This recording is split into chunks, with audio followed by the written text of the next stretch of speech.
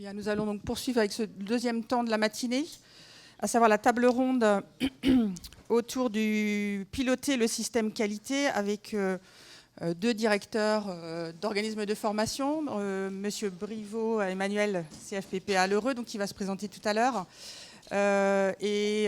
Nous devions avoir en présentiel également Monsieur Bridier, directeur du CFA d'IFTO, qui a eu aussi qui a dû rester en région pour son activité. Donc, il ne sera pas présent sur la table ronde avec nous en présentiel, mais nous l'avons, Anne-Marie Pétriot, qui est animatrice sur ce CFA, l'a filmé. Et donc, nous avons aussi le témoignage donc de Monsieur Bridier, qui est au CFA IFTO. Donc, ça vous permet d'avoir un témoignage sur le pilotage du système qualité dans un CFA et dans un CFPPA, et notamment un CFPPA multisite. Mais je vais laisser la parole après à Monsieur Briveau. Donc nous allons commencer. Vous allez avoir la vidéo de Monsieur Bridier sur l'écran. Alors, si ça fonctionne. Donc Christophe Bridier, je suis le directeur adjoint de l'EPLEFEA de Seine-Maritime, directeur du CFA. Donc Naturapol, globalement, c'est 9 centres constitutifs, vous le savez certainement, c'est 3 lycées, le lycée agricole d'Yvetot, le lycée de Merval, dans le pays de Bray, le lycée du Bois sur Anvermeux, c'est un CFA, 2 CFPPA aujourd'hui, et puis ce sont des plateaux techniques, donc c'est 2 exploitations agricoles, l'une dans le pays de Caux, l'autre dans le pays de Bray, et puis également c'est un atelier technologique sur le bois, une scierie à Anvermeux. Naturapol, c'est 6 sites de formation, c'est globalement entre 2100 et 2200 apprenants pour 800 apprentis globalement. 450 personnes, 110 personnes sur la FCA, et puis 3 ministères de certification, de tutelle, bien sûr l'agriculture, ministère de l'Éducation nationale pour quelques diplômes, et jeunesse et sport pour le volet équestre. C'est plus de 60 diplômes au travers de 11 filières métiers différents, donc je vais les citer, l'horticulture, l'agriculture, l'animalerie, le commerce spécialisé, les métiers du laboratoire, nous travaillons également en agroalimentaire avec une halle agroalimentaire, des métiers du service, le maraîchage qui est en lien avec la production horticole, métiers autour de l'activité équestre, du bois et de l'éco-construction, et puis également tout ce qui a trait au paysage. C'est 3 voies d'obtention de diplôme, Naturapol.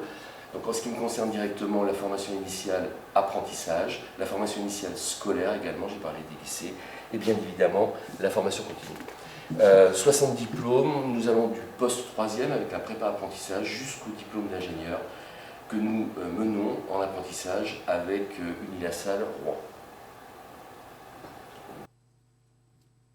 Je vais passer la parole à Monsieur Briveau qui va également se présenter donc son centre. La caractéristique du centre qui est multisite, et puis nous donner aussi quelques informations concernant donc, les formations qui sont dispensées dans vos centres. Bonjour à toutes et à tous. Donc, je suis Emmanuel Briveau, donc directeur de la formation continue et de l'apprentissage sur le site de l'EPL de Rennes-le-Combourg. Effectivement, c'est un EPL qui est caractérisé par 4 centres constitutifs, dont 2 CFPPA, un qui est basé intramuros, si je puis dire, ainsi, et puis un autre qui est distant d'environ 50 km. Et donc j'assure la direction de ces 2 CFPPA. Alors, le premier s'appelle le CFPPA du Reux et le deuxième s'appelle le CFPPA CPSA de Combourg, donc ça se situe entre Rennes et Saint-Malo, à mi-distance, cité bien connue de tous, puisqu'il s'agit du lieu où a vécu notamment Chateaubriand. Quelles sont donc les activités de ces CFPPA, aussi bien au Reux qu'à Combourg? D'une part, les métiers du secteur de l'agriculture, et tout particulièrement de l'agriculture biologique, avec deux entrées. D'une part, l'élevage, quel que soit le système de production, mais tout particulièrement sur les systèmes bio en élevage. Et puis l'activité BPREA autour du maraîchage en agriculture biologique, donc qui est bien présent sur ces 2 CFPPA qui sont les 2 CFPPA de l'EPL. L'autre activité concerne une particularité du CFPPA du Reux, qui est la pédicure pour bovins. Il faut la citer quand même parce que c'est quand même un peu particulier. Mais c'est très, très demandé par les professionnels, notamment dans les grands bassins de production laitière, aussi bien dans l'est de la France. On intervient beaucoup sous couvert du CFPP, enfin sous couvert, avec la base un peu logistique qui est le CFPPA de Mirecourt, je crois. Et puis donc évidemment très présent sur le bassin de production Normandie-Bretagne pour cette activité de formation autour de la pédicure bovin. L'autre activité de formation de professionnels est le secteur de l'eau, aussi bien sur la potabilité de l'eau que sur le traitement des eaux usées, avec deux formations, une formation de technicien via le BTS Gémeaux, et puis une formation d'encadrement intermédiaire via une licence professionnelle agriculture, gestion de l'eau. Et du coup, j'oublie de citer dans le secteur de l'agriculture et de la production végétale la licence pro agriculture biologique et conseil développement, qui est en partenariat avec l'université de Clermont-Ferrand, sachant que aussi la licence pro gestion de l'eau est en partenariat avec, sous couvert, si je peux dire ainsi, avec l'université de Montpellier. Le quatrième grand secteur d'activité en lien avec les problématiques territoriales, c'est notamment le secteur du paysage, avec une offre de formation assez classique qui va du CAP au BTS. Voilà ce que sont donc les grandes activités que je classe dans la catégorie des formations longues, avec environ 100, 200, 250 stagiaires et apprentis accueillis par an sur les 2 sites de formation. Après, il y a une grosse activité de formation dite courte, avec des formations obligatoires telles que le certifito, le transport d'animaux vivants, le certificat de compétences animaux domestiques notamment, et puis après des réponses qui sont faites au regard des demandes exprimées par les professionnels, qu'on soit dans l'agriculture, dans le paysage, les formations via le CNFPT que vous connaissez, la direction régionale des routes sur les problématiques d'entretien des bordures de route et puis de non-utilisation des produits phytosanitaires. Sur cette activité de formation courte, bon an, mal an, on accueille autour de 1500 stagiaires sur des formations qui vont de 3 jours à 10 jours. Et au-delà de ces activités, l'origine des ressources financières relève d'une part des marchés par appel d'offres du Conseil régional. Cette année notamment, il y avait un appel d'offres et nous avons su mais je crois aussi que c'est grâce à la qualité et puis à l'ingénierie qui est développée, récupérer des marchés que nous avions perdus depuis 4 ans. Donc il y a un peu plus de sérénité dorénavant dans ces 2 CFPPA. L'autre origine de ressources, ce sont les contrats de transition professionnelle, les contrats de professionnalisation et puis les contrats d'apprentissage. Et puis le dernier financeur est donc les entreprises en direct via leur plan de formation. Globalement, on est sur un 48% conseil régional, un 45% sur contrat de pro, contrat d'apprentissage et puis contrat de transition professionnelle. Et puis le restant, donc, c'est environ 10% d'entreprises. En matière d'équipe, les 2 équipes, l'Heureux Combourg représente 40-45 personnes globalement sous contrat de type CDD ou CDI.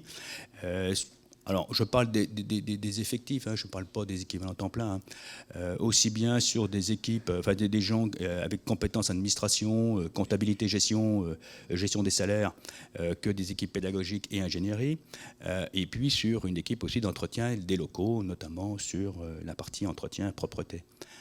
Au-delà de cette équipe de permanente, nous mobilisons régulièrement chaque année un certain nombre de vacataires ou de prestataires. L'équipe de vacataires reprend environ 60 ou 70 personnes. Globalement, les vacataires sur ces 2 CFPPA, c'est environ 5000 heures formateurs. Ce qui est assez significatif à mon niveau, je trouve. Donc voilà, c'est la présentation globalement de ces 2 CFPPA. Bon, je pense que vous vous y retrouvez, de toute façon, dans vos activités, et notamment dans la description qu'a fait M. Bridier tout à l'heure. C'est largement plus, lui, au regard de ce que je viens de dire. Et on comprend donc du coup que la démarche qualité a aussi toute son importance. La question qui nous est posée à un moment ou à un autre, si j'ai le droit de parler. Non, non, voilà. Je vais vous arrêter là, Voilà, excusez-moi. Passer la parole à M. Bridier en virtuel, mais ce qui est intéressant, c'est d'avoir en effet la présentation des deux centres, et notamment à travers le vôtre, comme celui de M. Bridier, on constate quand même des centres de formation, des organismes de formation avec une typologie très diversifiée, en fait, d'offres de formation, aussi bien sur les thématiques que sur les modalités. Et qui du coup c'est intéressant de voir comment justement le système qualité et notamment Caliform Agri s'intègre dans cette activité qui est quand même très diversifiée, très dense des deux centres. Donc nous allons partir sur le questionnement autour de la place du référentiel Caliform Agri dans chacun des centres, donc dans le centre de M. Bridier. Merci M. Bridier. Pouvez-vous nous expliquer la place occupée par le référentiel 132 Caliform Agri dans la vie de votre CFA-CFPPA? Alors oui, effectivement, donc Caliform Agri RF 132 aujourd'hui sur sa version 2, peut-être revenir quand même sur quelques éléments d'histoire. Nous sommes certifiés pour le CFA ou CFPPA depuis 2009-2010, donc on va dire 10 ans globalement. Et peut-être en introduction rappeler que nous sommes passés finalement d'un état d'esprit de contrôle qualité à outil de pilotage, mais ça je crois qu'on y revient juste après. Le centre aujourd'hui, il intègre, je dirais à l'image de la loi du 5 septembre 2018, sa transversalité. On parle plus aujourd'hui de bloc de compétences, de montée en compétences. Est-ce que l'on doit aujourd'hui encore parler de CFA, de CFPPA? Ce n'est pas forcément l'esprit, et j'insiste sur le fait qu'on parle plutôt de parcours de formation, c'est vraiment la notion de parcours. Juste avant de répondre précisément à la question, peut-être rappeler que l'entrée aujourd'hui, et c'est important de le souligner, c'est bien l'établissement en tant qu'EPL, c'est bien l'EPL qui est la seule entité reconnue, c'est un numéro d'enregistrement direct et c'est un seul certificat. Alors, la question était la place du RF 132. Très simplement, on a ici notre fonctionnement qui est représenté par cette roue, fonctionnement de l'établissement, avec évidemment la FCA qui doit répondre aux attentes, donc aux attentes des utilisateurs, aux besoins des entreprises également, dans la notion de montée en compétences, des apprenants également, et puis de nos financeurs, hier les conseils régionaux, aujourd'hui les autres, et tous les partenaires institutionnels ou non institutionnels. Donc on a identifié des besoins et on apporte des réponses. Ce qui est important, pour répondre simplement à la question, ce qu'on nous demande, c'est d'évaluer, de mesurer la réponse que l'on a apportée. Et sur ce schéma, on voit bien que quand on met en œuvre des actions d'amélioration, pour mieux répondre finalement à ce que l'on a fait, on est dans un processus d'amélioration continue. Donc le RF 132, c'est cet esprit-là. C'est posséder un système d'alerte, des dysfonctionnements, pour pouvoir les adapter au fur et à mesure. Et au fur et à mesure de cela, eh bien, on voit que notre fonctionnement s'améliore, et systématiquement, le RF 132, donc la qualité, joue un peu cette notion de cale pour éviter de revenir en arrière et toujours rester dans l'esprit d'avancer dans le processus d'amélioration continue. Très simplement.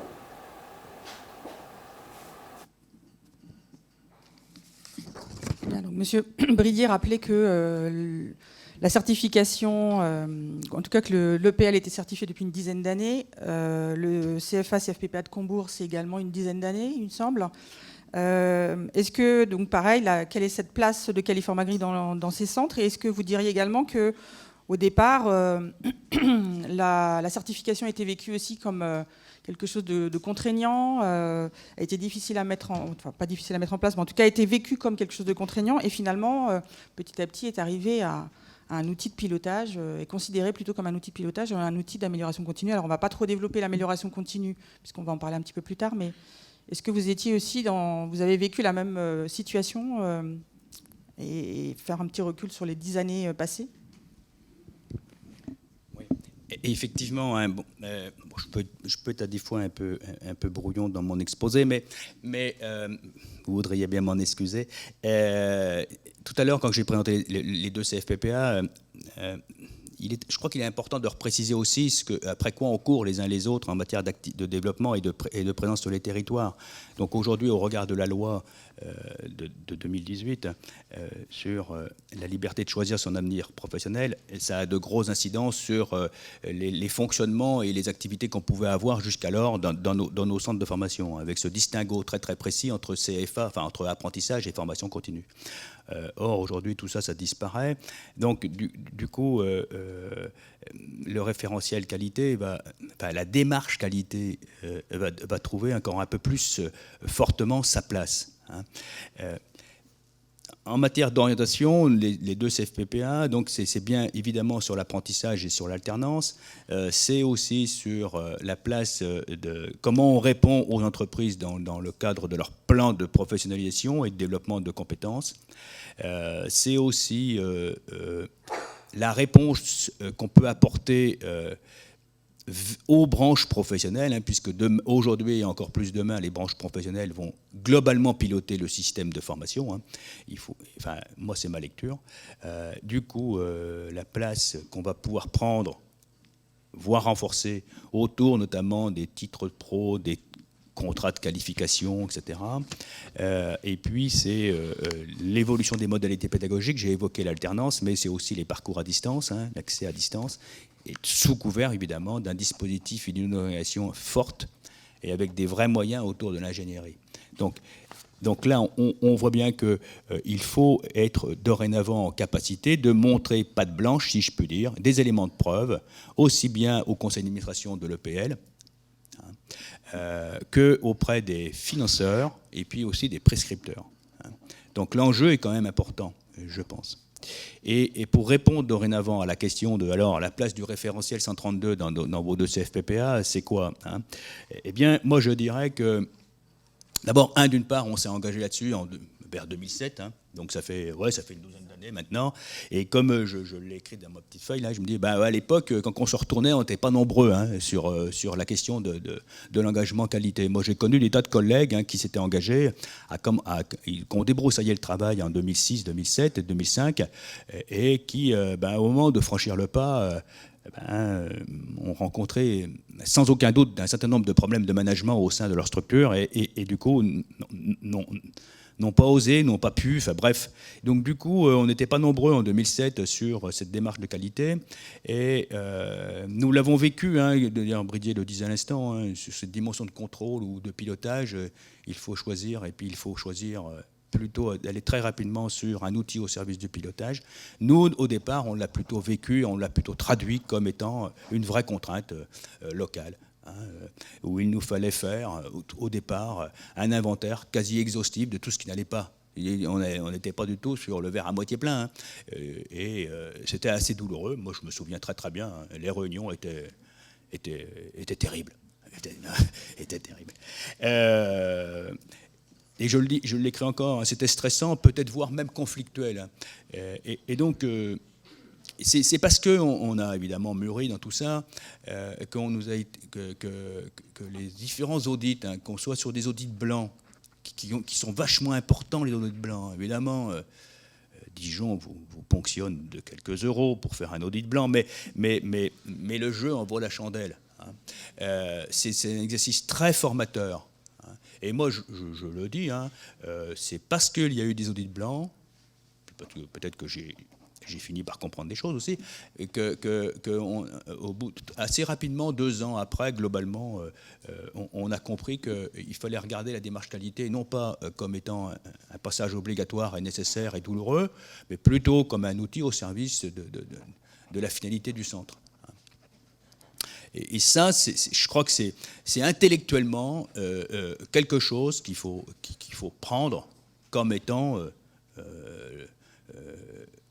quelque chose qui va vous animer dans la mise en place de la démarche. Par exemple, pour passer de cette histoire de contrôle au pilotage, comme Bridier le dit très bien, ou de contrainte au pilotage, on avait mis en place ce qu'on appelait à l'époque une feuille de route par formation, des points qu'il ne fallait pas rater du début de la formation à la fin de la formation. Hein. par exemple les émargements, par exemple le contrat de formation, par exemple le règlement intérieur, par exemple le suivi individuel des stagiaires, par exemple l'appui à l'insertion professionnelle, par exemple le suivi des stages en entreprise, que sais-je, des tas de choses qu'on retrouve, sont explicitement exprimées d'ailleurs dans le référentiel 132, aussi bien l'ancien que le nouveau. Et en même temps, le pilotage opérationnel et le suivi opérationnel de cette feuille de route ne relevait plus de la direction, il relevait de l'engagement de l'équipe de chacune des formations et puis du coordinateur de formation. Donc, en même temps, ça pose la question de la réorganisation de la gouvernance de cette histoire de prise en main, d'appropriation donc, du référentiel 132. Voilà, moi, ce que je pourrais dire sur la place, mais sur la place qu'occupe ce référentiel 132. Mais c'est vraiment une guidance au pilotage, un outil au service de pilotage. Merci. Donc, on va justement aborder cette notion d'outil de pilotage. Comment, justement, en quoi ce référentiel peut être un outil de pilotage et comment... Monsieur Bridier ou Monsieur Briveau, vous utilisez et vous servez de ce référentiel comme pilotage. Donc on a quand même bien pris conscience que du coup la place de ce référentiel actuellement dans la vie des centres, des deux centres, est véritablement un outil au pilotage et un outil au service de l'amélioration continue des centres et de la finalité des centres, qui est donc de proposer une formation de qualité aux bénéficiaires et à l'usager. La loi va dans ce sens-là aussi et insiste très très fortement sur l'usager au centre du dispositif de formation et notamment une qualité à offrir pour ces usagers. Et donc ce passage qui est intéressant entre un outil de contrôle au départ, qui est vécu comme tel, et vous l'avez exprimé aussi dans les ateliers des journées précédentes, où finalement vous étiez beaucoup à dire, mais... c'est vu comme un outil de contrôle, j'ai du mal à embarquer mes équipes, c'est contraignant, etc. Donc en effet, ça peut être vécu comme ça, mais finalement, bon an, mal an, avec l'outillage, avec les réunions, les échanges, les réunions terribles dont faisait part Monsieur Briveau, il en est arrivé à proposer du coup à ce que cet outil de contrôle devienne finalement un outil de pilotage. Donc on va voir avec Monsieur Bridier en quoi cet outil permet de piloter le centre.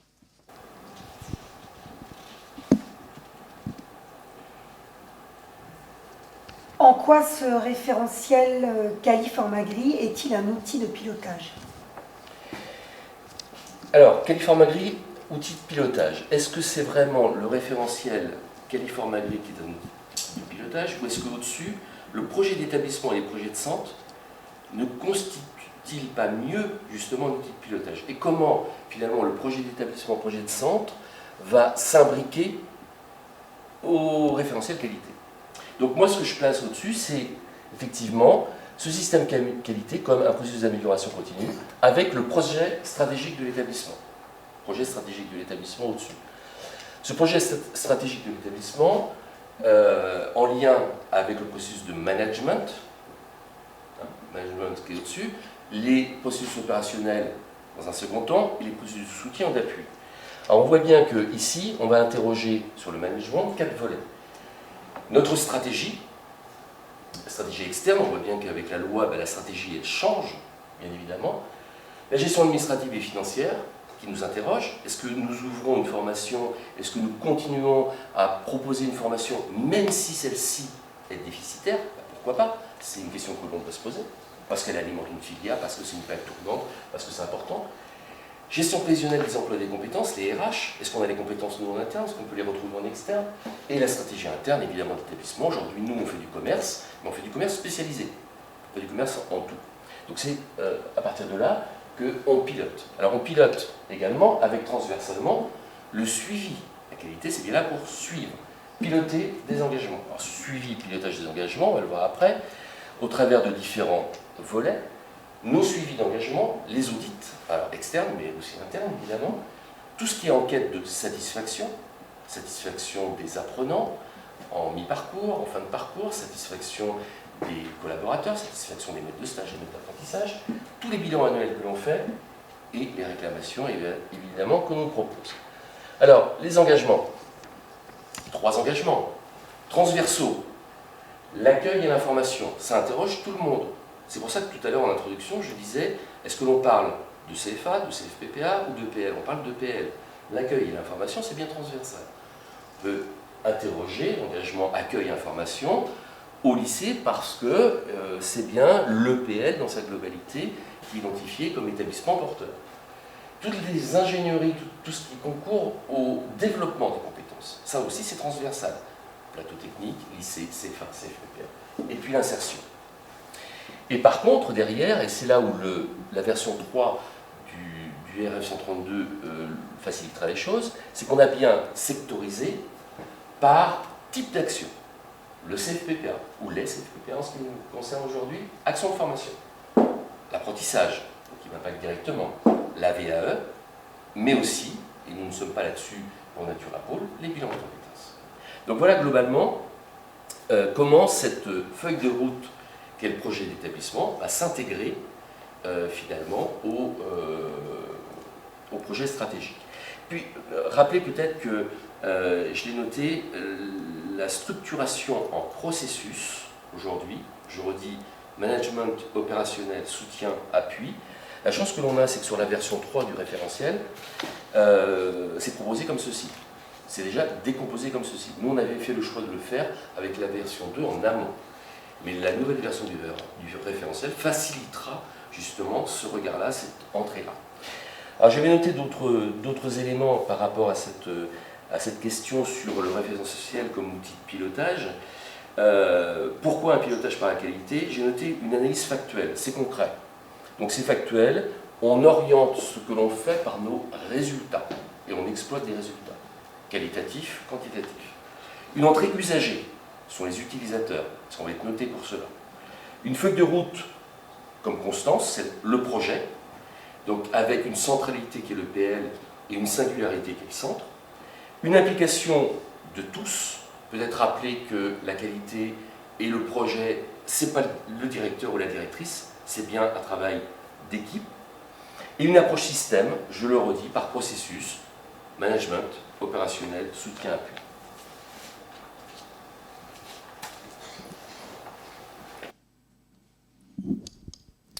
Monsieur Briveau, du coup, est-ce que dans l'organisation et le pilotage du CFA-CFPPA Le Recombourg, vous approchez aussi cette entrée approche système?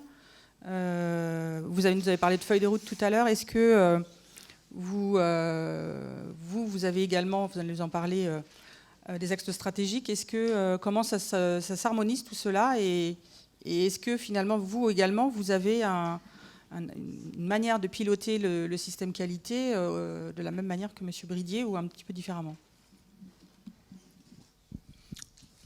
Bon, j'en sais trop rien. En fin de compte, oui, il y a sans aucun doute des différences.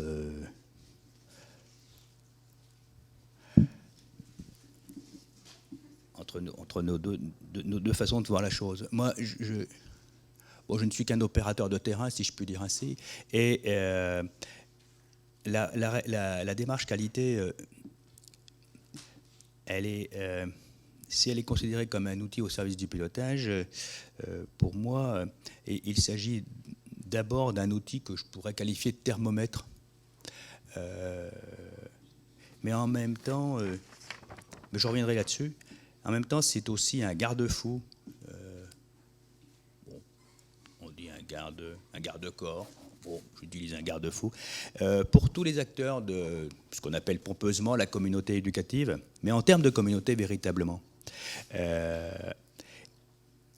Alors on peut dire que ce n'est pas tout à fait le sujet, mais je pense que ça y participe quand même globalement. Les audits, qu'ils soient d'audit blanc et audit de certification, ils constituent des vrais moments.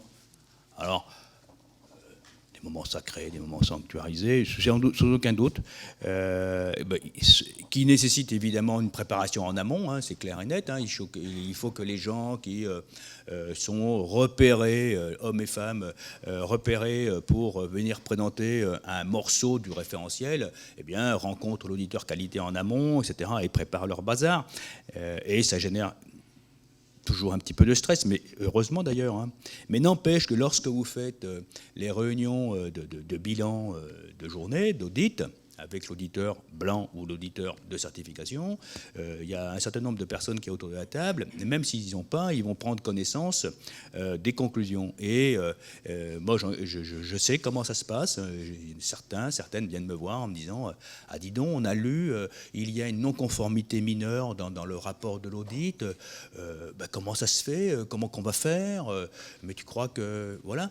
Donc globalement, dans cette dimension du pilotage, 12 ans après, on peut dire que les gens ont intégré que la démarche qualité est un outil qui, on peut sans doute garder le terme, un repère, un garde-fou, un garde-corps, quant à la mise en place des activités et des missions de la formation continue et de l'apprentissage.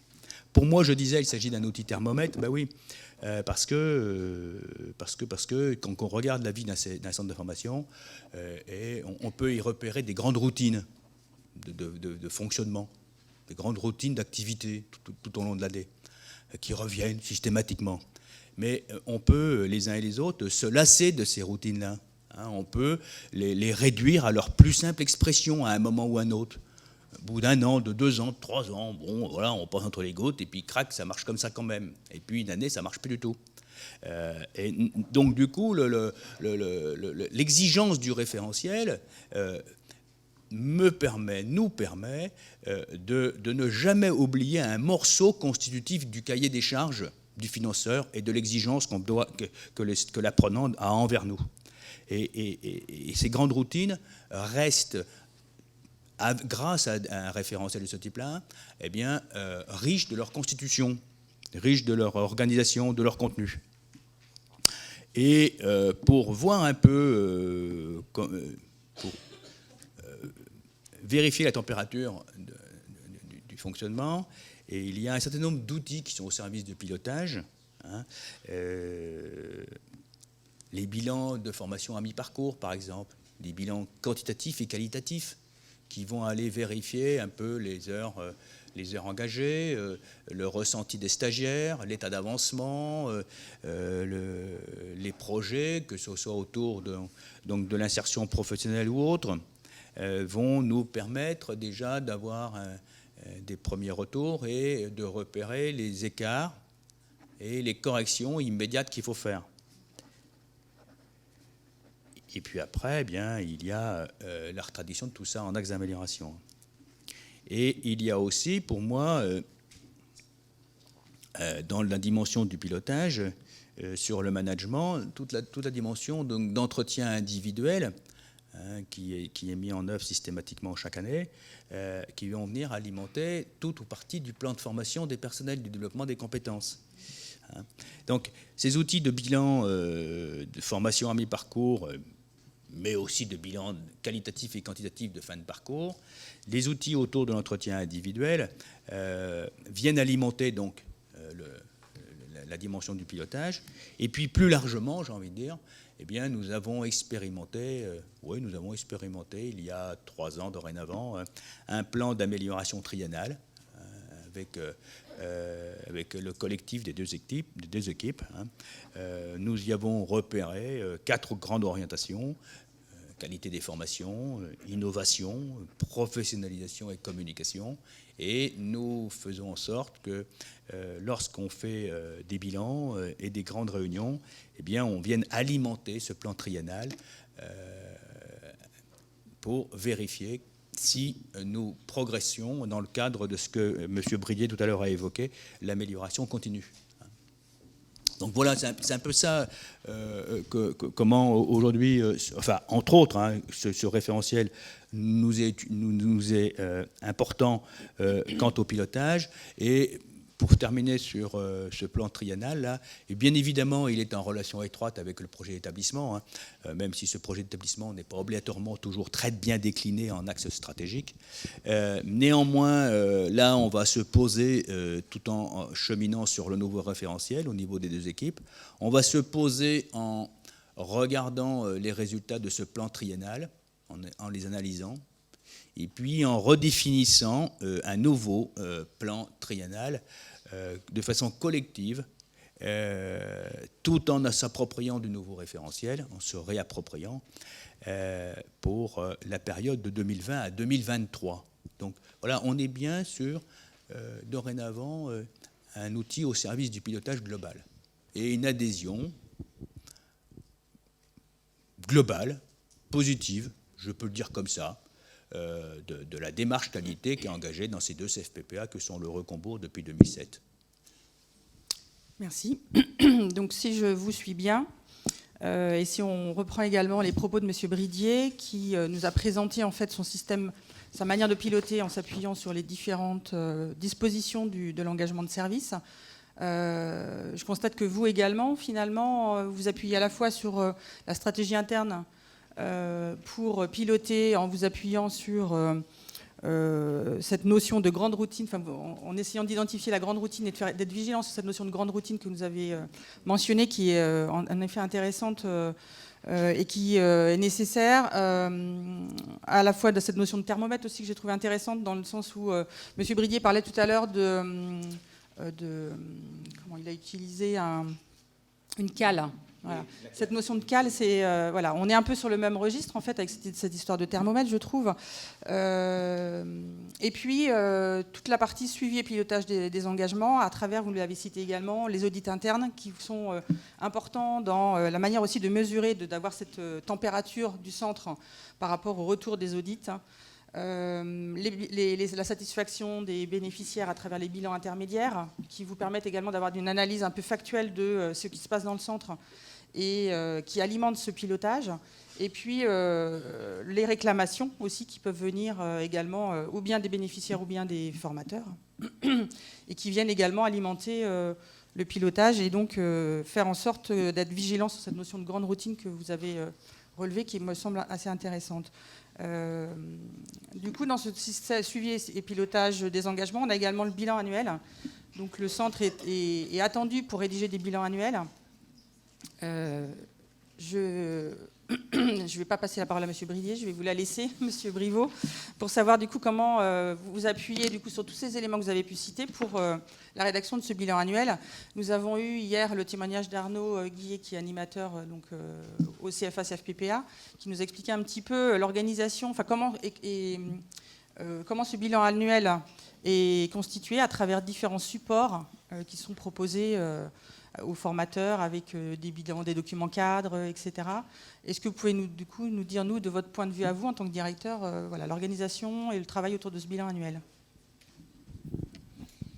Ben, oui, si Arnaud a tout dit, je risque juste de me prendre les pieds dans le tapis, hein, en omettant de dire des choses ou en modifiant totalement l'affaire. Bien.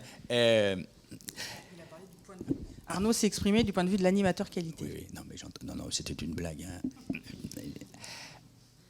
Le bilan, c'est ça la question, hein, le bilan annuel. Oui, le bilan annuel du centre. Oui, ça c'est un vaste sujet, le bilan annuel du centre. D'abord, la période est une période de pause estivale.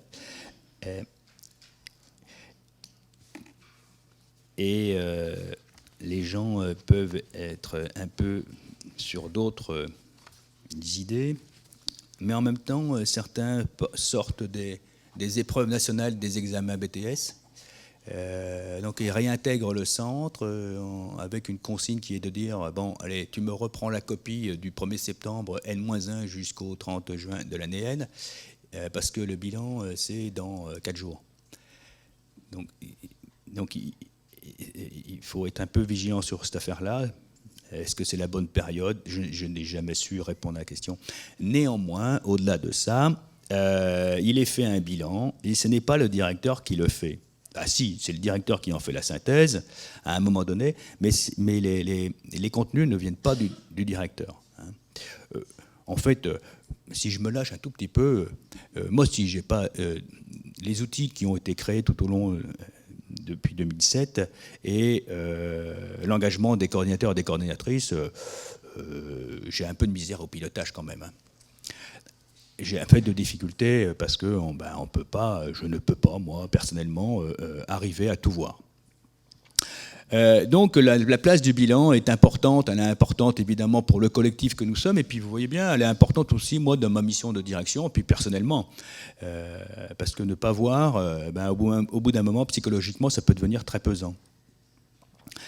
C'est donc une entrée plurielle, ce bilan, puisqu'on va essayer de s'intéresser donc au fonctionnement des formations, à la pédagogie, aux ressentis des stagiaires, aux difficultés que les coordinateurs et les formateurs ont pu avoir. On va s'intéresser bien sûr à des choses quantitatives, qui sont les résultats aux examens, le nombre d'heures consommées, évidemment la dimension financière, et puis j'en oublie sans doute encore.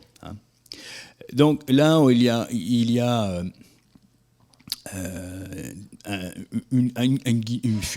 un plan de bilan qui est proposé aux uns aux autres, et puis chacun en équipe va faire un peu le point sur le contenu exigé et pouvoir donc lors de la réunion faire un exposé de comment la filière du paysage ou de l'agriculture a pu fonctionner, et chacune des formations a pu fonctionner tout au long de la formation. Moi, je ne suis dans ce moment-là que le rédacteur, autant faire se peut, et les choses vont s'exprimer sous forme de simple, de points forts, de points faibles, de points de vigilance, et puis de réflexion sur ce que peut être un axe d'amélioration pour l'année N+1. Mais il n'y a pas, nous n'avons rien inventé par rapport à ça, vous le faites les uns et les autres, mais on s'en sert avec cette idée derrière il faut qu'on mette ça en résonance avec le référentiel qualité et puis les axes stratégiques qu'on a définis dans notre plan triennal. Donc on essaye de maintenir cette ligne-là, en cohérence avec les différents éléments constitutifs.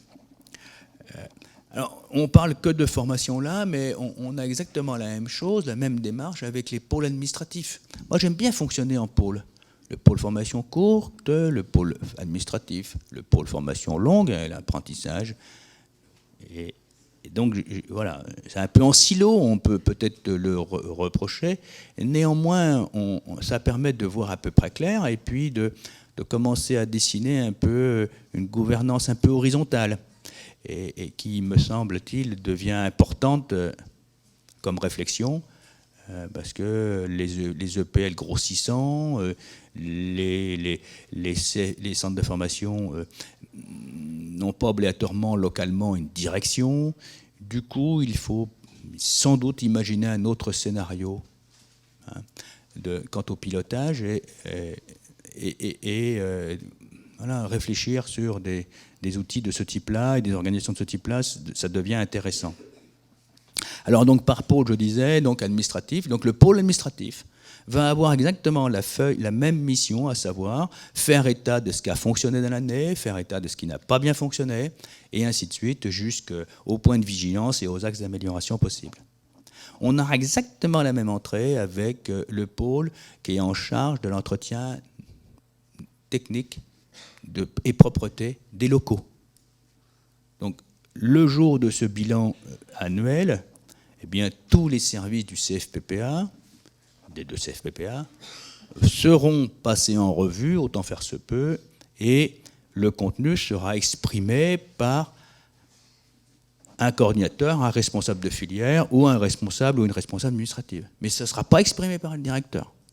Le directeur, il aura juste à un moment à prendre des notes d'une part et à d'autre part, à un autre moment, de faire état, par exemple, du bilan de l'entretien individuel ou du volume, du nombre de journées de formation professionnelle qui a pu être suivi par les équipes pédagogiques et administratives. et puis de revenir aussi sur, a priori, quels seraient les grands axes de professionnalisation des personnels qui seraient privilégiés l'année N+1. Donc ça, c'est vraiment un temps qui est important et qui marque alors sans doute la fin d'année en même temps, mais en même temps qui marque le début de l'année N+1. Et ça nous permet donc aussi de venir alimenter ce que tu as évoqué tout à l'heure, Catel, je crois, ce sont les documents cadres. Ces fameux documents cadres, grosso modo, ils appartiennent à chacune des filières de formation, filière travaux paysagers, filière agricole, filière eau, etc. Et dans ces documents cadres-là, on va revenir sur chacun des points qui figurent au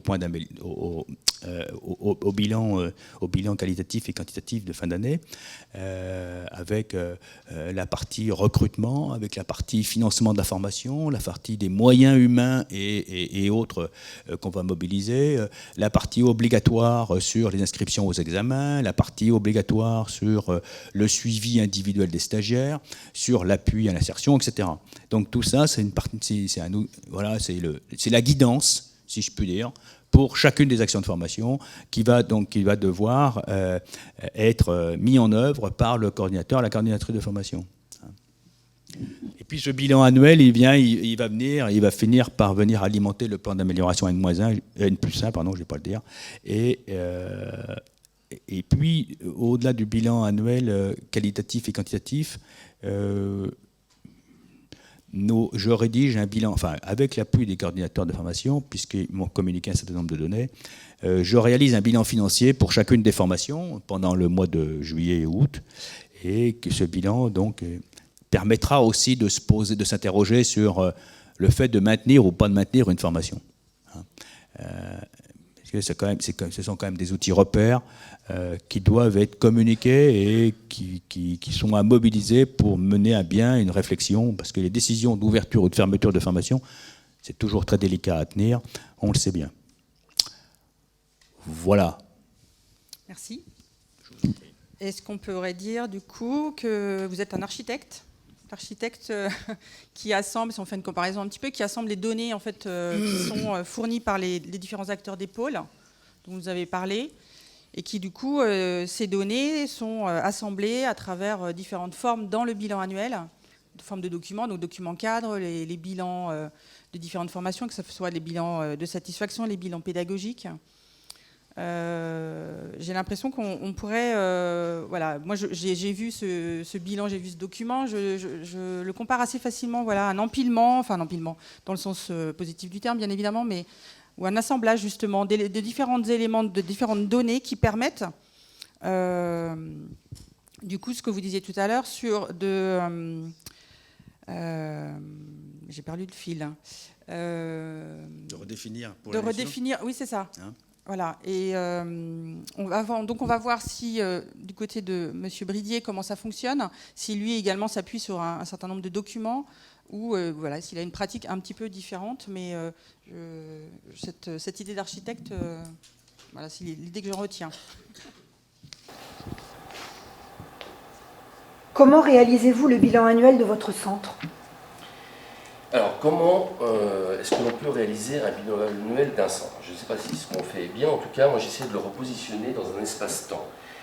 Le pilotage qualité dans le temps. Dans le temps, c'est comment est-ce qu'au cours de l'année, d'un calendrier annuel, on va pouvoir enrichir ce plan d'amélioration, finalement. Alors, sur ce calendrier, on va repositionner les éléments phares de l'année. Bien sûr, les audits. Ici, un audit interne, que l'on positionne, un autre, ici. Un audit externe, pourquoi pas ici. Toutes les enquêtes de satisfaction à l'entrée, en mi-parcours, en fin de parcours. Ici, fin de parcours, on va retrouver également les enquêtes de satisfaction des personnels, des maîtres d'apprentissage, des maîtres de stage, le bilan annuel. Alors la question qu'on ne s'était pas posée il y a encore 2 ans, c'est comment tous ces bilans-là permettent d'enrichir le plan d'amélioration et en même temps le projet de centre ou projet d'établissement. C'est-à-dire qu'on avait pléthore d'indicateurs avec des réponses qui étaient apportées, avec des plan d'amélioration, mais pas forcément un lien avec le projet stratégique de l'établissement. Donc ça c'est peut-être dans un deuxième temps, mais en tout cas nous on l'a fait dans un deuxième temps. Toutes les réunions de travail que l'on peut avoir, donc pédagogiques, réunions filières, on avait fait le choix, depuis septembre dernier effectivement, d'avoir une segmentation par filière métier. Donc par filière métier, on a des responsables de filière. Tout à l'heure j'ai rappelé nos filières, les 11 filières. On a un responsable de la filière agroalimentaire et bio-industrie, on a un responsable de la filière agricole, un responsable de la filière horticole, etc. Et c'est comment chacun de ces collaborateurs peut utiliser l'ensemble des indicateurs à notre disposition pour, d'une part, améliorer par le plan d'amélioration son secteur d'activité, et d'autre part, en même temps, enrichir le projet de centre. Prenons un exemple simple, peut-être. Si on décroche sur de l'insertion professionnelle sur un diplôme, ça va interroger une filière métier. Un diplôme et une filière métier. Peut-être que ce que nous proposons n'est plus adapté concrètement à ce que demandent les branches professionnelles. Encore plus simple peut-être si on décroche sur un taux d'obtention de diplôme. Voilà. On a moins 5 points, moins 10 points. On a fait le choix de dire que ce plan d'amélioration, sur certains critères, doit s'engager systématiquement lorsque notre indicateur volumétrique, en pourcentage par exemple de satisfaction, décroche de 5 points, 5%. Mais si on se plante à un diplôme, si on a un taux d'obtention de diplôme de moins de 5% comparativement à l'année N-1, on va s'interroger. Est-ce que l'on a bien compris, je ne sais pas par exemple, est-ce qu'on a bien appréhendé la rénovation du référentiel en question? Si tel n'est pas le cas, ça interroge tous les autres processus. J'espère être clair.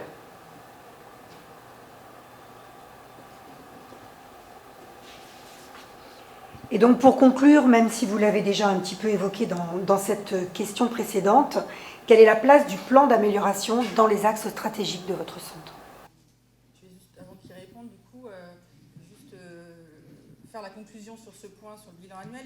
Là, de ce que M. Bridier donc, nous vous explique, c'est que lui, il n'a pas une organisation en pôle, comme M. Briveau, mais finalement, il a une organisation par filière métier, et on retrouve... Ah oui. Oui, donc pour revenir sur les conclusions de M. Bridier sur la manière dont il réalise son bilan annuel, on voit quand même une similitude avec l'organisation de M. Briveau à travers donc M. Briveau expliquait qu'il travaillait, qu'il avait défini des pôles et que c'était les acteurs de ces pôles qui permettaient du coup d'alimenter le bilan annuel et les différents contenus de ce bilan annuel. Et finalement, chez M. Bridier, dans son organisation, c'est organisé en filière métier, avec pareil des responsables filière métier, et qui finalement jouent ce rôle également d'assembleurs de données également, qui vont permettre à M. Bridier et à ses équipes de réaliser le bilan annuel. Donc on voit une similitude un petit peu quand même là, sur l'organisation, sachant que ce qui vous permet de réaliser ces bilans, c'est quand même de vous appuyer aussi sur des documents qui ont été réfléchis en amont, co-construits en effet par les équipes et vous-même, enfin les équipes de direction et l'ensemble de l'équipe, puisque les agents techniques également sont associés au bilan. On a beaucoup insisté les jours derniers sur cette notion de collectif, hein, et dans les PNF précédents également. La notion de collectif est importante et là on le voit également sur ce travail du bilan qui est efficace et qui permet justement d'alimenter le plan d'amélioration continue, on va y venir, et notamment les axes stratégiques des centres, parce que justement il y a suffisamment de contenu pour le proposer. Voilà, donc je redonne la parole à M. Bridier sur le plan d'amélioration.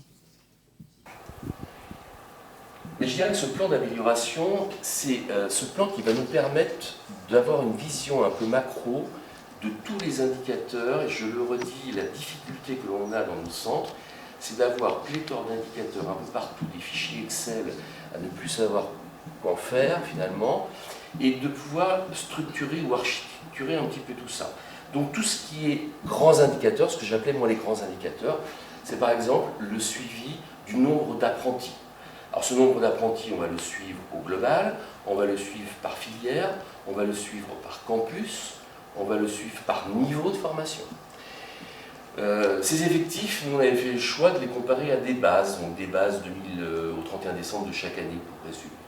Mais surtout ce qui m'intéresse, c'est que les responsables filières que j'évoquais juste avant puissent utiliser ces indicateurs-là avec des outils de partage, s'en imprégner et apporter des réponses.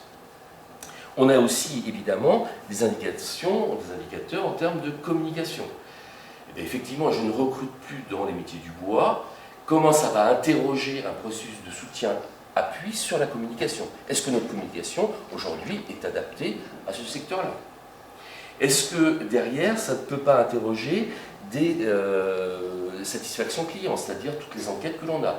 On ne recrute plus parce qu'on a une mauvaise communication, ou parce qu'on est effectivement avec des apprenants qui sont insatisfaits de ce que nous proposons. Et puis, ça permet de mettre dans la boucle tous les comptes rendus d'audit internes, externes, etc., etc. C'est d'exploiter également, et ça, on le fait pas toujours très bien, c'est compliqué à mettre en place, c'est de pouvoir exploiter la veille, toute la veille que l'on peut avoir. La veille concurrentielle, je prends l'exemple du bois. Est-ce qu'on a dans le territoire en question des centres de formation, je pense au bâtiment, pourquoi pas, qui viennent puiser et absorber l'ensemble de nos effectifs que nous n'avons donc par là même plus. Donc les éléments du plan d'amélioration, pour moi, ils doivent être très simples, très clairs. On doit identifier l'objet, de quoi parle-t-on, qu'est-ce que l'on veut concrètement. On doit identifier un ou des personnes ressources, ce que j'appelle moi un pilote et des groupes pilotes. Qui fait quoi? On doit identifier un calendrier, à quelle date on commence, quelle date pouvons-nous faire un bilan intermédiaire, et à quelle date on termine. Et puis surtout, on doit remesurer les indicateurs, peut-être de nouveaux indicateurs, ou utiliser les mêmes indicateurs, mais de voir si nous sommes toujours dans cette notion d'amélioration continue. Voilà, donc c'est une vue globale que l'on doit avoir, à mon sens, par filière. Cette vue globale, elle a double objectif. Elle permet de réguler l'activité. Donc réguler l'activité, vue globale de la filière commerce, c'est est-ce que j'élargis les champs professionnels liés au commerce. Aujourd'hui, on fait du commerce en animalerie, en jardinerie, en agroalimentaire, en produits alimentaires et boissons, en agrofourniture. Mais est-ce que demain, on va élargir ce champ du commerce? Donc c'est une notion de régulation. Et puis, en même temps, ça nous permet un développement et développer d'une part et pérenniser l'activité d'autre part. On a ouvert une formation d'auxiliaire spécialisé vétérinaire en septembre dernier. On est sur une formation qui est connexe à nos activités habituelles, mais que l'on alimente déjà en interne, parce qu'on a une forte demande interne. C'est lié à l'activité équestre, c'est lié à l'activité agricole, c'est lié à l'activité animalerie, donc ça a du sens. Voilà. Et peut-être, pour terminer, je ne l'avais pas fait tout à l'heure, mais je vais quand même redonner, parce que c'est au-dessus que je positionne, je l'ai dit, le projet d'établissement, le projet de centre. On a 4 axes, alors je ne vais pas donner les 4 axes de manière relativement précise, mais peut-être rappeler que les 4 axes stratégiques de l'établissement sont, pour le premier axe, tournés autour de l'apprenant, pour le deuxième axe, tournés autour de la pédagogie. Le troisième axe, je vais le citer parce qu'il est important, et on est bien en phase avec la loi du 5 septembre, c'est être un établissement compétitif et reconnu. Et enfin, le quatrième et dernier axe, c'est la gestion prévisionnelle des emplois et des compétences, c'est le RH. Et puis, c'est la mobilisation des personnels au service de la mission de l'établissement. Merci.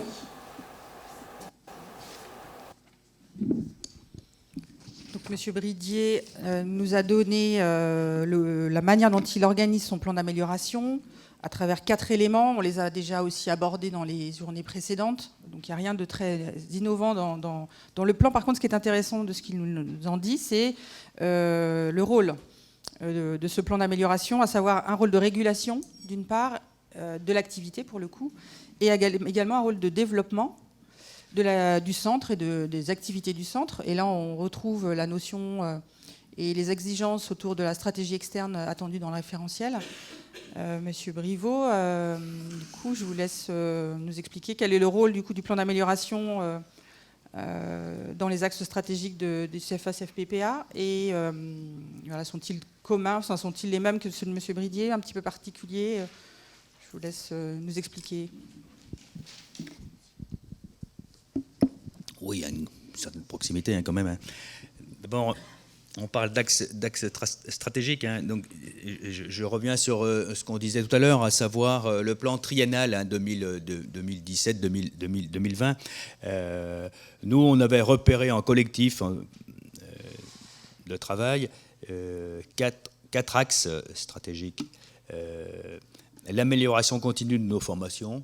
Bon, là, globalement, j'enfonce un peu une porte ouverte, mais il y a des choses qui sont importantes dedans quand même. C'est favoriser le collectif de travail, renforcer le suivi individuel des stagiaires, des apprenants, être au clair avec les moyens humains et autres, et puis renforcer, autant faire se peut, la diversité des modalités pédagogiques. Hein. Alors on avait écrit ça en 2017, globalement. Bon, je pense qu'aujourd'hui, tout ça, c'est encore d'actualité, hein, notamment quand on regarde la réforme de la formation. Le deuxième axe stratégique concerne l'innovation. Je pense que globalement, partout, dans tous les CFPPA de France et de Navarre, il y a cet objectif d'innovation. La prospection, les réponses et les expérimentations. Alors, encore une fois, si on fait référence avec la réforme de la formation, je le disais en introduction tout à l'heure, le devenir de la formation continue et du développement des compétences appartient dorénavant aux branches professionnelles.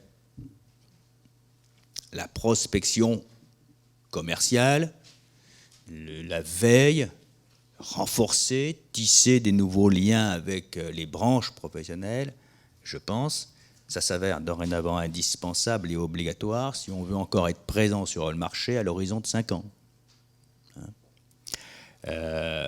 Il faut qu'on nous ayons, c'est notre plan, hein, c'est notre objectif à nous, hein, il faut qu'on nous conservions autant faire se peut la capacité à expérimenter des choses.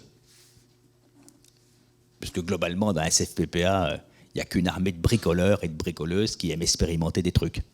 Donc c'est ça qui fait rêver les gens aussi. Donc du coup, il faut qu'on soit capable de continuer en tant que direction à faire rêver un tant soit peu nos équipes. C'est beau quand même. Hein. Niveau d'expertise, c'est le troisième axe stratégique. Alors que le plan de formation et de développement, d'actualisation des compétences, quel que soit le métier qu'on exerce dans un SFPPA, s'avère nécessaire. Surtout aujourd'hui, je trouve, moi, on rencontre quelques difficultés à recruter des formateurs et des formatrices. Alors, je ne sais pas vous, dans d'autres régions, mais là où nous sommes, nous rencontrons des difficultés de recrutement de formateurs et de formatrices. Et puis, le niveau d'expertise, c'est pouvoir, malgré tout, être encore reconnu par les différentes branches professionnelles. Et du coup, le plan de formation, si je peux dire, eh bien, va trouver aussi son importance là-dessus. Le quatrième axe stratégique, c'est qu'on a appelé ça visibilité et lisibilité, concerne donc la communication aussi bien tournée vers l'interne que l'externe. Et aujourd'hui, donc, la communication... Alors, je ne parlerai pas de la communication interne parce que... voilà, j'en parlerai pas là. Mais la communication vers l'externe est importante, hein, je crois aussi, parce que il y a une concurrence quand même qui s'est quand même renforcée largement ces derniers temps. Et comme le marché de la formation n'a plus du tout la même lisibilité qu'il avait jusqu'à maintenant, et il faut donc à la fois que les branches professionnelles, les demandeurs d'emploi et nous-mêmes, eh bien, soient en capacité de comprendre un peu les choses. Donc, du coup, il y a véritablement un effort de communication à faire aussi bien vers l'interne que vers l'externe. Donc ça, ces 4 axes stratégiques-là, c'est les axes qui ont été définis en 2017 pour la période 2017-2020. Ils sont issus tout simplement aussi des conclusions des plans d'amélioration passés. On y a identifié un certain nombre d'indicateurs et de critères de mesure. Alors là, sur cette période de 2020, là, sur laquelle on va travailler, sur le nouveau référentiel, il va de soi qu'il nous faudra regarder un peu comment a fonctionné cette première période de plan triennal pour pouvoir réajuster et sans doute aller encore un peu plus loin. Donc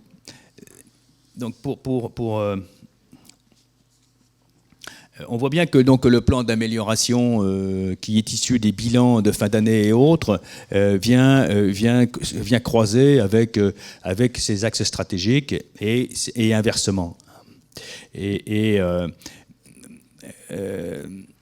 On essaie aussi de faire valider, de proposer et de faire valider en conseil d'administration et au niveau de l'instance du conseil de centre, eh bien, c'est ce qu'on appelle les engagements de la direction qui nous permettent évidemment après de pouvoir travailler de plus sereinement puisque ça a fait l'objet d'un débat éventuellement en conseil de centre, mais surtout aussi au conseil d'administration. Donc, ça rejoint quelque part aussi le projet d'établissement dans sa globalité. Voilà. Et moi, je dirais simplement, pour terminer, que le nouveau référentiel quali-formation, qui introduit donc du coup les dimensions de management et de commercialisation dorénavant, ça donne quand même un sens, une forme de légitimité à ce qu'on faisait plus ou moins bien au CFPPA et au service du pilotage global. Voilà. Et moi, je considère que ce référentiel devient du coup, par les complétudes qu'il y a eu, une vraie aide pour la direction, pour les années à venir. Mais pour la direction, mais pas uniquement pour la direction, fondamentalement, c'est aussi pour la communauté, parce que c'est ça aussi là derrière ce qu'il y a, c'est que c'est ce qu'on disait en départ. Je ne sais plus comment je disais ça, mais je parlais de garde-fou et de thermomètre. C'est vrai que c'est un thermomètre pour moi, mais c'est aussi un garde-fou pour tous les acteurs de la communauté éducative, qui est la communauté d'un CFPPA. Et comme je le disais aussi, les non-conformités mineures, eh bien, elles sont gardées en mémoire et elles sont questionnées. Donc ça veut bien dire que cet outil qualité, il appartient à un collectif. Et c'est ça ce qu'il faut que nous arrivions à faire. Il ne faut surtout pas vous engager dans la démarche de certification seul, voire à 2 personnes qui vont écrire toutes les procédures dans leur bureau et qui vont demander un audit rapidement à l'AFNOR sans que le truc soit un peu partagé par les uns et par les autres. Ne faisons pas ça, mais c'est plus facile à dire qu'à faire, j'en conviens. Moi, j'ai connu des collègues qui l'ont fait il y a quelques années, dans les années 2007-2010, et chez qui ça a échoué, quoi. Ne considérons pas non plus qu'il faut regarder le fonctionnement de nos CFPPA comme étant des verres à moitié vides, quant à sa pratique, quant à ses procédures. Considérer qu'il faut faire écrire en collectif de travail les procédures et questionner les pratiques professionnelles habituelles des équipes qui sont à la commande opérationnelle, et mettez en résonance tout cela avec, à chaque fois, autant faire se peut, le référentiel qualité. Mais ne bousculez pas de façon significative, si je puis dire ainsi, la première année, les lignes. Ne bousculez pas de façon significative les lignes la première année.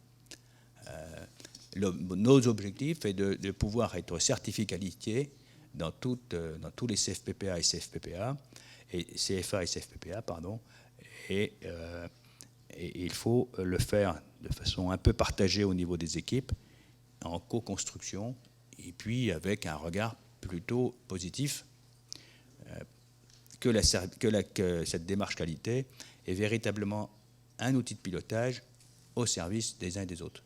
Voilà. Moi, c'est l'enseignement principal, si je puis dire ainsi, que j'ai dorénavant, après 10 années de fonctionnement qualité. Je suis passé à peu près tous les stades, à savoir, j'ai sans doute pleuré dans mon bureau une fois, la colère, le coût que ça représente, l'expression que certains ici ont déjà utilisée par le passé, mais j'en suis pas l'auteur. De toute façon, c'est un truc qu'on peut dire, pour lequel on peut dire, eh bien, on mourra guéri. Mais quand on est passé par tous ces stades-là, eh bien, on peut comprendre sans difficulté que c'est pas un truc de plus, c'est un truc au service d'eux. Voilà. Je vous remercie. Merci. Donc cette table ronde devait essayer de vous donner quelques éclairages sur justement la manière dont deux directeurs concevaient cet outil Caliform Agri, ou en tout cas la certification enseignement agricole, puisque ça fait des années, au départ c'était la charte, leur permettre de piloter le système qualité. On le voit à travers les deux témoignages que c'est un processus qui a pris quelques années. C'est un processus quand même qui est parti de l'idée que c'était, qui a permis de basculer d'une considération comme étant, la certification comme étant un outil de contrôle pour finalement devenir un outil de pilotage. Et on le voit que ce pilotage vit, qui a un système qui repose sur de nombreux supports, à la fois techniques, supports documentaires et puis des équipes quand même. Et on sent en effet l'implication des équipes, même si sans doute l'ensemble, il y a peut-être des réticences qui restent, mais on sent quand même qu'il y a un collectif derrière cette organisation et que le pilotage des deux directeurs est porté par le collectif d'établissement. Et ce que je retiens également, qui est très intéressant, c'est que, et c'est ce qu'on a essayé aussi de vous expliquer depuis 2019, où on est sur l'accompagnement à la démarche qualité, et là plus particulièrement sur la démarche à la certification, c'est qu'une certification, un engagement de service comme Caliform Agri est un outil qui permet de réguler à la fois l'activité de vos centres et de voir alors le verre plutôt à moitié plein plutôt que de le verre à moitié vide, et de voir que finalement il y a des fonctionnements dans vos centres qui sont à la hauteur des exigences de ce référentiel, et qu'il s'agit simplement de maintenant les mettre en valeur à travers des notes internes, des processus, etc., et des éléments de preuve que vous aurez à fournir aux auditeurs, et à la fois un outil de développement du centre sur son territoire à travers justement l'alimentation de ces exigences et de la vérification, l'écart en fait, la mesure des écarts de ces exigences et l'activité propre du centre, qui permet d'alimenter à la fois les axes stratégiques donc des deux centres. Monsieur Bridier a bien expliqué que du coup dans l'évolution du centre, il a intégré cette notion de compétitivité de son centre qui est inscrit dans la loi, quelque chose qui vient alimenter. Monsieur Briot également, vous disiez sur le fait que les axes, donc c'est 2017-2020, ça va donc forcément évoluer, que vous allez vous appuyer sur les bilans que vous avez pu réaliser et les audits, retours d'audit, pour faire évoluer sans doute vers une ouverture. Là, il y a déjà un axe qui prend en compte l'usager, le bénéficiaire, et donner, vous disiez que vous vouliez développer la formation individualisée. Comment c'est l'axe concernant l'individualisation des formations, ou le développement des formations individualisées, je crois. La loi mettant à nouveau bien au centre l'usager, on peut supposer que les axes de développement portent et continuent à porter sur cette notion-là. Je vous laisse la parole, du coup. Moi, je voulais juste, on vous laisser la parole terminer, parce que j'ai fait un énorme oubli, lamentable. Je voulais juste dire qu'une des conditions de réussite de tout ça, au-delà du verre à moitié plein, etc., patati patata, il y a quand même un personnage central dans cette affaire-là, c'est l'animateur ou l'animatrice qualité. Il vous faut identifier dans les CFPPA, dans vos EPL, un animateur, une animatrice qualité. Il faut reconnaître un temps de travail. Il faut lui proposer une lettre de mission. C'est indispensable. Sans ça, ça ne se fera pas. Le directeur est à peu près incapable de faire ça. Donc, ne pensez pas, sauf si vous avez un CFPPA évidemment de très très très petite taille, mais ne pensez pas, il y en a ça et il n'y en a plus, et ne pensez pas qu'en tant que directeur ou directrice, vous allez pouvoir vous coltiner à la démarche qualité. C'est pas vrai. Il faut qu'il y ait une personne, ressource, autour de vous, proche de la direction, mais en même temps qui fasse l'unanimité au sein des équipes pour coacher, proposer, accompagner, animer, rédiger, co-rédiger les procédures et tout le reste concernant la qualité, et avec un vrai temps de travail identifié. C'est un investissement, hein. La première année, ça va vous coûter 20 000 €, sûr. Voilà. Bon, j'avais oublié, je m'en excuse platement auprès d'eux et auprès d'elles.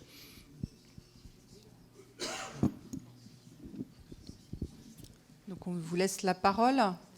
Des questions ou même des remarques, des témoignages aussi de vos pratiques ou de ce que vous avez commencé à construire. Bonjour, merci monsieur pour avoir remis ici, pour avoir mis le focus sur l'humain. L'humain, c'est au cœur de cette certification. La certification référentielle donne le cadre. Mais à l'intérieur de ce cadre, on a toute liberté et emmener l'équipe, emmener les équipes avec bienveillance, avec patience, c'est des éléments qui sont très très importants. Ma question est, comment avez-vous embarqué l'équipe de direction? Quel temps en comité de direction ou en comité stratégique? Comment vous avez partagé avec le directeur, avec les directeurs des autres centres, lycées, exploitations? Et est-ce qu'ils ont pu bénéficier de votre travail, de votre expertise? Bon, d'un point de vue fonctionnement humain, je ne suis pas le meilleur. Je tiens quand même à le dire. Mais néanmoins, à la veille ou à l'avant-veille d'une nouvelle destinée, cette démarche qualité nécessite évidemment l'implication de toutes les catégories de personnel de la structure dans laquelle vous voulez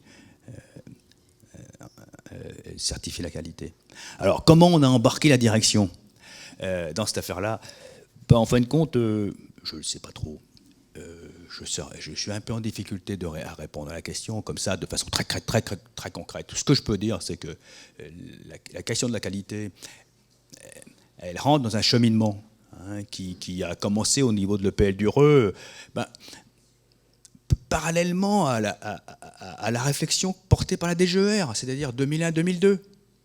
DGER de mémoire, mais bon, je vois que l'inspection est là, elle va pouvoir me préciser la chose, mais il me semble de mémoire dire que la DGER s'est positionnée sur la démarche qualité dans un atelier associant des directeurs et des responsables SRFD, etc., sur, est-ce que la qualité vaut le coup d'être jouée dans nos EPL? Et du coup, à l'époque, la direction s'est embarquée comme ça, gentiment, au fil des choses. Mais aujourd'hui, si c'était à refaire, d'ailleurs on l'a refait quand même un peu, puisque avec la réforme de la formation, il a bien fallu aller à un moment monter au front du conseil d'administration pour aller dire quelles étaient les grandes évolutions à venir, et les engagements qu'on devait faire. Ça n'a pas été très complexe de dire, voilà, la réforme, elle est là, elle est composée de ceci, elle est composée de cela, les enjeux pour la formation continue, l'apprentissage, c'est dorénavant autour de tout cela. Et dans ce panier, il y a aussi l'évolution du référentiel qualité autour de nouveaux points tels que le management et le suivi.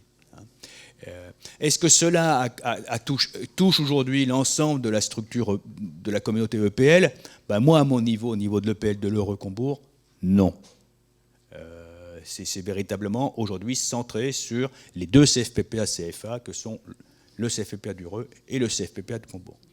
Pour l'instant, nous présentons les chemins, les résultats, etc., lors des conseils d'administration, donc dans ces instances-là. Donc c'est à peu près la seule instance où on débat collectif, on présente au collectif les résultats des enseignements de la démarche qualité.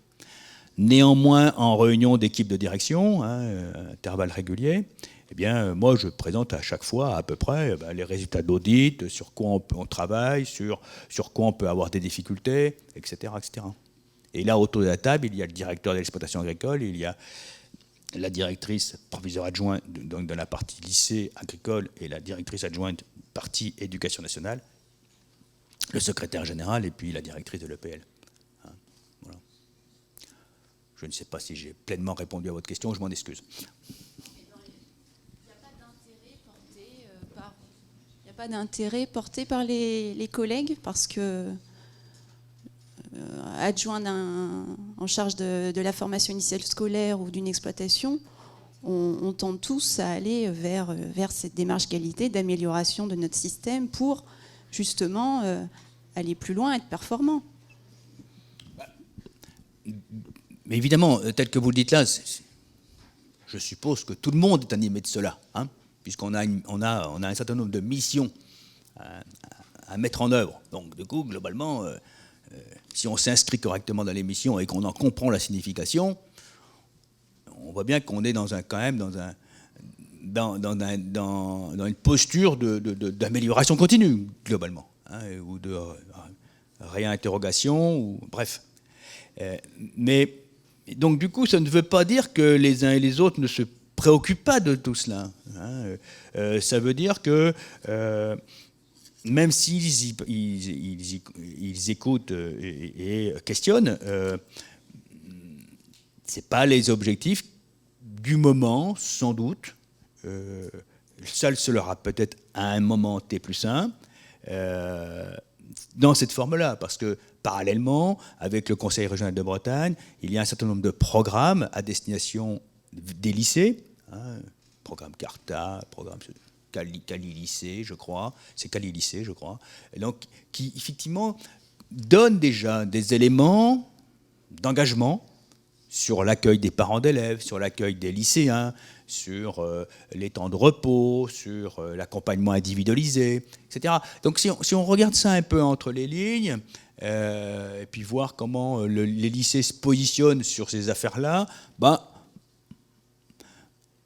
encore une fois, si on regarde ça avec le verre à moitié plein, on peut dire que gentiment, les institutionnels, les autorités de tutelle, sont en train d'emmener gentiment par la main, eh bien, les parties, les centres constitutifs d'un EPL,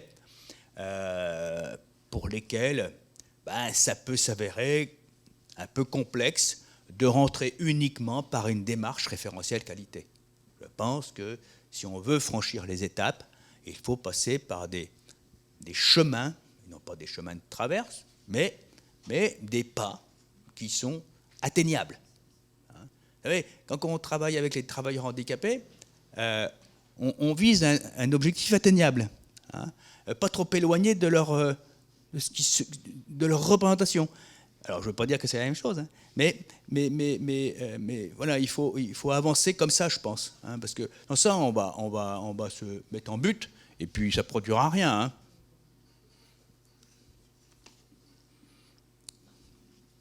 Moi, je suis assez confiant, hein. À l'horizon de 5 ans, si on devait se reposer exactement la même question, je suis sûr et certain, quasi sûr, qu'on dira les lycées ils sont dans la marche qualité maintenant. Voilà.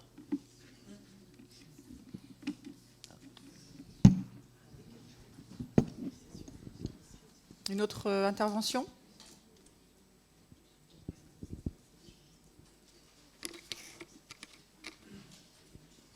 Non, apparemment. Bien, donc merci, Monsieur Briveau. Merci beaucoup. Merci.